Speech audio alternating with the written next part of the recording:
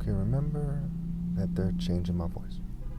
What every sane person considers at least just as obvious as the video before this, but really more obvious, is that people shouldn't try to put themselves above the top martial artists ever possible. One, the people that do are using a very selfish and specific to their selfish group scale. Two, it misses the purpose of life. Okay? Every religion has to address the argument of what it means to be the top martial artist ever possible, or they're just acting like children. Okay? Number three, it's not universally fair. Number four, there's no logic that could make somebody above the top martial arts. What, Tesla? We have to compare Tesla to a drooling jackal before you see why that's stupid? Who would it be? Michael Jordan? Donald Trump? I mean, come on. Are people really that stupid?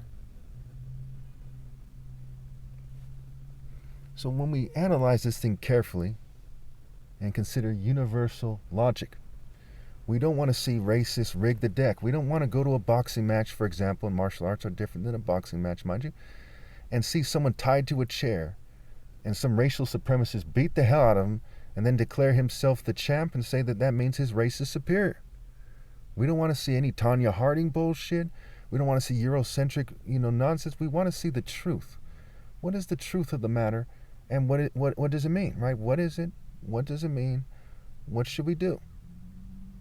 So as we look at the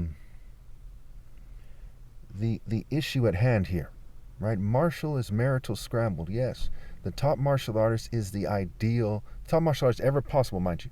Valid, fair and square, is the ideal husband. That's why Marshall is marital scrambled, and he's supposed to be the one in charge. It is very immature for people to say, hey, we took over this area, so we should be in charge. So should the Jews have just let the Nazis be in charge? Okay, should you not challenge their power unless you're going to overthrow them with weapons? That's stupid. That is some knucklehead bullshit. Even when we look at American law, the law doesn't say, hey, you can kill who you want as long as you're the more powerful group, because everyone knows that's fucking retarded, and that's disgraceful as hell. And only a monster would want to stand for that scale. My goodness. And what if China, takes over the world one day and then scrambles to make sure no one can ever overthrow them? Are you going to then turn around and say, well, now it's not okay because it's them? You damn hypocrites. I mean, when we look at these arguments that are made, they're open and shut, but people don't live like they understand them. People live like they don't understand them. They live like they don't understand the importance of getting these things correct. So really think about what it means to have developed mind, body, soul, and spirit far beyond a scientist or an engineer or a craftsman or a nerd, right? Nerd, as defined by nerds, are foolish and contemptible. They're considered worthless, like college frats or something. Like Freemasons, they're considered very bad for society. Unless you're some kind of bootlicking coward who's playing stupid, you're probably going to admit that. And we analyze this thing, we know that the top martial artists would not join any military in the world. Why? Because martial arts are about building character. Militaries are about serving corrupt nations. And even a child should be able to tell you that. Are you going to argue that the government isn't a swamp that needs to be drained? Even the president right now won his election partially by arguing that the government is a swamp that needs to be drained. America is notorious for its government corruption. So you can immediately say if they're in the military, they couldn't be the top martial artists. On top of that, they couldn't beat me at sparring and a character comparison, a hand-to-hand combat to the death, and a character comparison also would overkill that I'm right. No offense to anybody, these are the facts here. We live in a country that doesn't want to admit that is running a psychological operation on me. Where Bondi, this government official, came out in the news and said, hey, if you say hate speech, we're going to target you. And then these are the same people who accused Ilhan Omar of hate speech. And again, I'm not political, I'm just pointing out the facts here. For just criticizing Charlie Kirk when he passed away, after he passed away. Charlie Kirk was a public figure who criticized people left and right.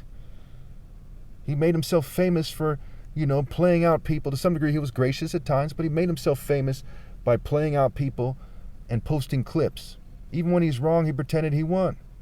You can't do that forever and ever and then say, well, if the person passes away, you should shut your mouth. No, he was relevant, especially now. He was like Donald Trump's right-hand man or something, more than Vance. He was more watched, I'd imagine, than Vance was. Well, maybe it's about comparable. Can you then turn around and say, hey, you can't criticize the guy? So you should just hand the Republicans the next election too? Midterms are coming up. They'll eventually be there. And you think that you should leave Charlie Kirk out of it? No, once you're a public figure and that politically active, it's fair game to say that he's wrong, and it's fair game to point out where he was racist. Anyone who doesn't understand that is like severely mentally ill or something. But you see these people pretending that that's not the case. So in this video, I made 2 real-world examples, right? Me as the top martial artist ever possible, with my top martial arts challenge, my top martial arts ever possible arguments, my Proof I'm Christ playlist, an overwhelming amount. I literally have hundreds, if not thousands of videos overkilling that I'm right. And I've been making videos for 16 years, and I've said I'm the top martial arts for maybe about 10 years. My top martial arts challenge was back in 2013, and it's still going. I've literally become old since I've been challenging people. I started making videos, when I was 27. Okay, about to turn 28. I'm 44 now. I started my top martial arts challenge when I was 32. Okay, I'm 44 now.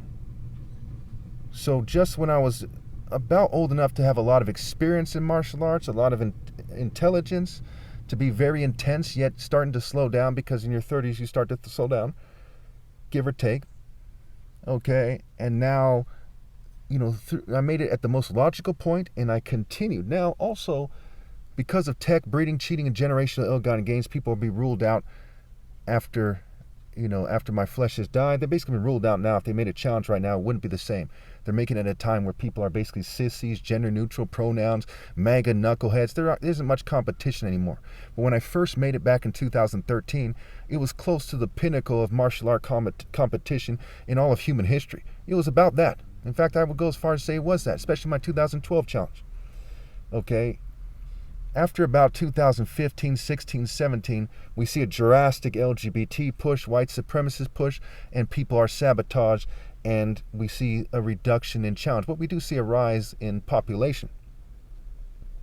So if you go back 2,000 years ago, they didn't have sneakers, they didn't have, gym equipment, they didn't have a certain understanding of nutrition, they didn't have access to a lot of nutritious foods. They would be at a severe disadvantage against me. I could probably take on the 10 best of them at the same time, no problem. Okay? And so when we consider these things, the overwhelming amount of evidence screams some of the top martial arts ever possible, and it's also overkill by Bible prophecy, where it says the heavenly warrior defeats the beast in Revelation 19. So my argument is completely sound. And America has responded by cheating me and targeting me, instead of doing what is noble and just and right and fair and wise, which is simply give me my rightful place and compensate me for all the years that they've been targeting me, fuming me, and poisoning me, and refusing to admit that martial is marital scrambled for a reason, because I, Christ, am the bridegroom, the top martial artist ever possible.